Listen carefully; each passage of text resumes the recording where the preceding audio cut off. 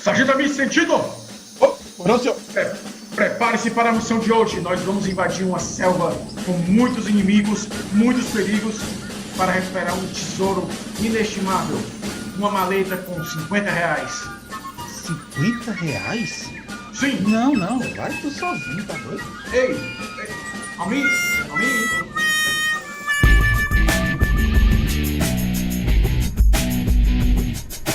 Destacamento Blood é um novo filme de Spike Lee. E que momento que ele escolheu para lançar esse filme, né?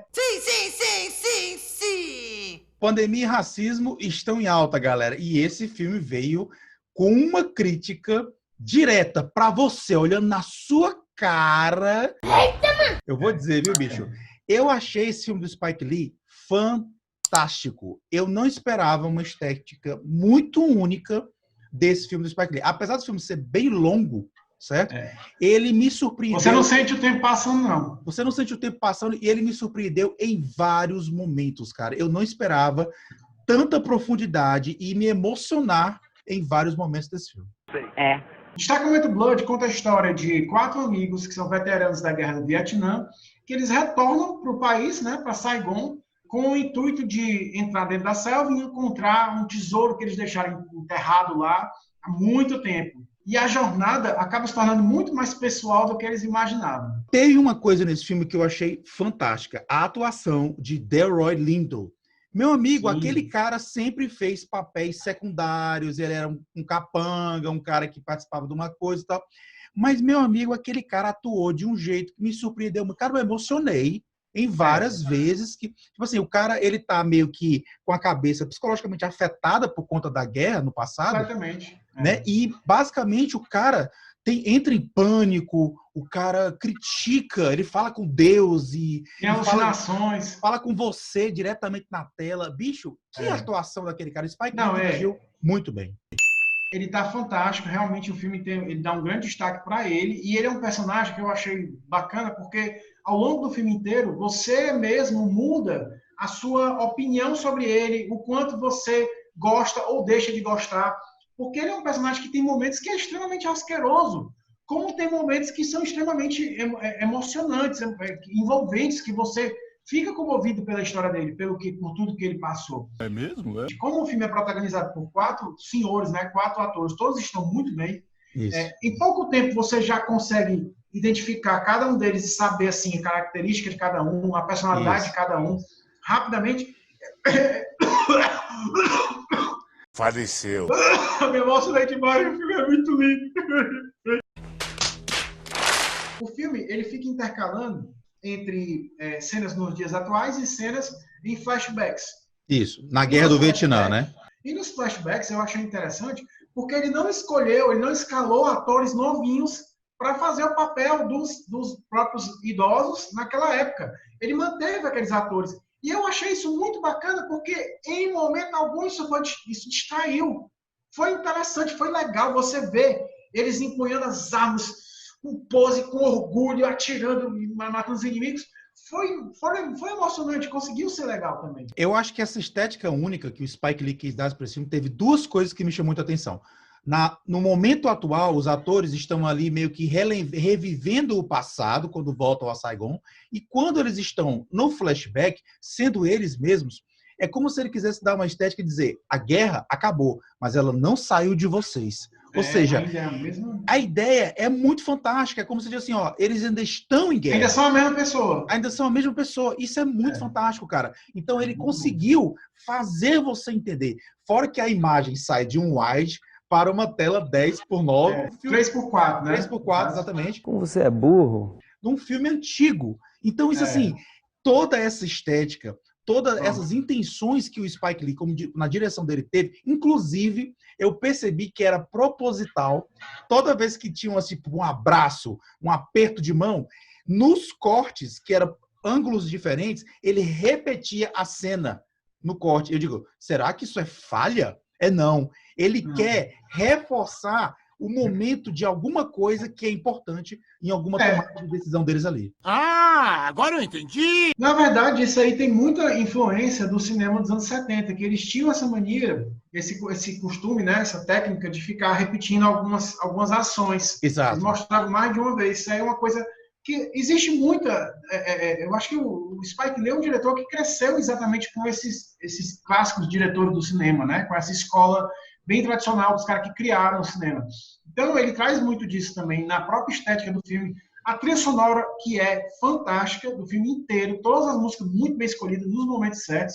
E eu até tinha uma expectativa, que é o seguinte, eu achei que o filme ia ficar intercalando entre os dias de hoje e os flashbacks no Vietnã ao longo do filme inteiro. E, na verdade, é bem menos. O Vietnã, eu acho que se somar o tempo de filme, deve dar uns 20 minutos, talvez, meia hora no máximo. Basicamente de isso. Cenas, aí, e é uma coisa também que eu senti um pouco de falta, porque gosto demais, eu sou doido por aquele ator, Chadwick Boseman, que é o capitão deles, que só aparece nesses momentos de flashback.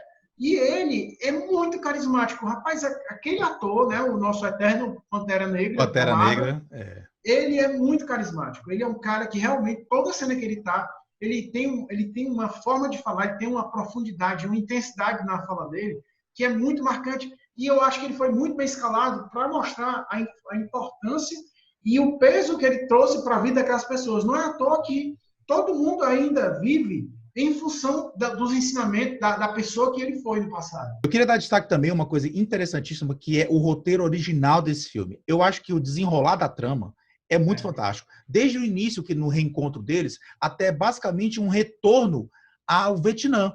Ou seja, parece que a guerra não saiu deles e ela dá-se uma continuidade, seja na cabeça deles ou na vida real.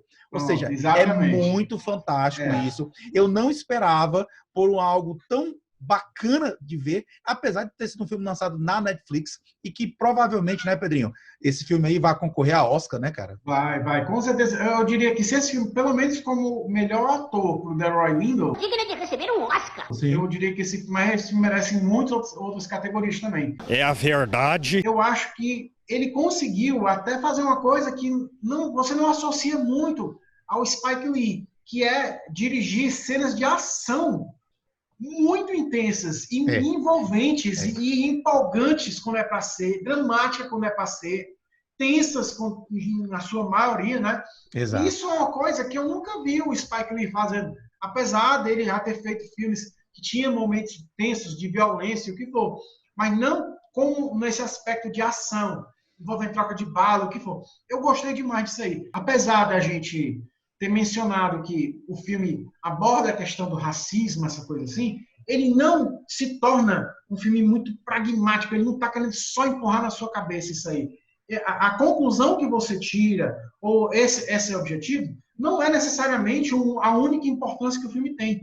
O filme ele trata dos laços de família, dos traumas que você traz, ele traz da relação da amizade, senso de dever. Então, ele tem vários temas, ele não aborda apenas essa questão. Da paternidade também, da paternidade. Né? E é muito interessante se observar que o filme ele não tenta, em momento algum, demonizar os inimigos e nem também endeusar os heróis, exato, entre aspas, né? Tanto que, tipo assim, tem uma cena que eu achei muito emblemática nesse filme, que é quando eles estão no flashback no Vietnã, que eles estão escondidos aqui e está vindo uma patrulha de inimigos na frente deles. E você vê que eles estão conversando, só que foi decidido que você ia ver a legenda para poder entender o que é que eles estão falando na língua deles. E você vê que eram pessoas normais. Você vê que eles estão falando sobre meu filho hoje foi para o colégio, eu tive uma briga com a minha sogra. Ou seja, ele poderia muito bem só mostrar a pessoa falando com a língua lá que a gente não ia entender e você mata esses caras. Então, você percebe isso. Inclusive, outros antagonistas que aparecem mais adiante no filme também sempre fica justificado. Não são só pessoas más que querem dinheiro. Existe um propósito, existe um objetivo, existe um trauma, existe uma tragédia por trás deles também. Aqueles homens foram enviados para aquela guerra sem vontade própria. Estavam apenas cumprindo um dever da pátria em ambos os lados. E nada de simplesmente deixar eles são os inimigos, eles são os heróis e acabou a história. Isso é muito fantástico. Isso é um diferencial para um filme de guerra. E eu achei muito bom também, porque justamente por ele fazer uma crítica grande, porque ainda tem muitas pessoas que acham que a Guerra do Vietnã foi uma maravilha, foi uma coisa correta, lamentável que perdeu. Mas, na verdade, ele até menciona como, tipo assim, o país que tinha, ele menciona em algum momento que os Estados Unidos tinha 11% da população era negra, mas o número de soldados naquela guerra era quase 40%, era um negocinho absurdo. Então você vê que, proporcionalmente, por que esse pessoal foi enviado? Porque eram as pessoas que eram consideradas descartáveis, eram as pessoas que eram consideradas que não tinham tanto valor. Ele até menciona lá, a pessoa que fez faculdade escapou disso aqui. Sabe por quê? Fez faculdade. Agora, você tem uma classe inteira de pessoas que não têm acesso ao mesmo nível de educação, às mesmas questões, e aí eles, por conta disso, eles são um refém do governo e são enviados para aquela guerra. Ou seja, o filme ele tem a sua mensagem política forte, porque é um filme de Spike Lee, mas ele não se limita a isso. Ele tem uma história muito boa, muito humana, muito envolvente, em que você se emociona em vários momentos, em que você fica até dividindo a sua opinião sobre os personagens principais, você não sabe se torce para um ou torce para o outro. É difícil um filme fazer isso, não é fácil. Com certeza. Então, com base nisso tudo, eu diria que esse filme é do caralho. Se eu for falar um pouco mais sobre Destacamento Blood, eu diria, Spike Lee, parabéns. Você fez um filme que conseguiu mesclar diversas situações, diversas histórias, falar de racismo, falar de paternidade, falar de o drama generalizado que o ser humano vive, né, e viveu durante a história da humanidade. Então, isso é muito fantástico, você conseguir mostrar, inclusive, cenas reais, horríveis, fotos reais. Então, isso foi muito forte, porque eu acho que as pessoas têm que acordar, de fato, para a questão especialmente do racismo, que também é falado no filme, de certa forma, né? Inclusive, a frase principal que diz, vidas negras importam, e é totalmente falado, e a gente acabou de ter isso acontecendo no nosso mundo, de meu Deus, novamente, infelizmente. E nós temos que acordar para isso. Spike Lee, parabéns, e eu vou dizer, esse filme é do caralho. Dá uma satisfação você ver um filme desse nível de produção no Netflix, né, cara? Que a gente ainda tem um certo preconceito com o Netflix, acho que as produções vão ser menores, vão ser produções baixas, mas tá aí, um super filme, juntamente com o filme, aquele Extraction que a gente teve esse ano, que também foi uma grande produção. Isso. Ou seja, rapaz, vou dizer, viu, tá lá. Netflix, lá. ó, valeu aí, viu? Vamos ver se dessa vez o Spike Lee não vai ser injustiçado, né? Porque nesse Oscar, o último que teve, era pro filme dele ter vencido e não Green Book. O Infiltrados no Clã é um filme muito melhor que trata da questão do racismo de uma forma muito mais realista e muito mais envolvente.